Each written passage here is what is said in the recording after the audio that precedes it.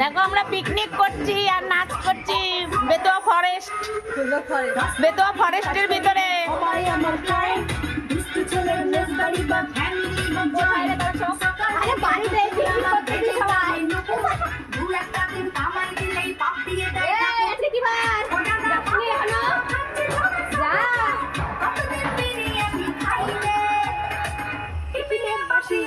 দেখো আমারটা চেওড়া।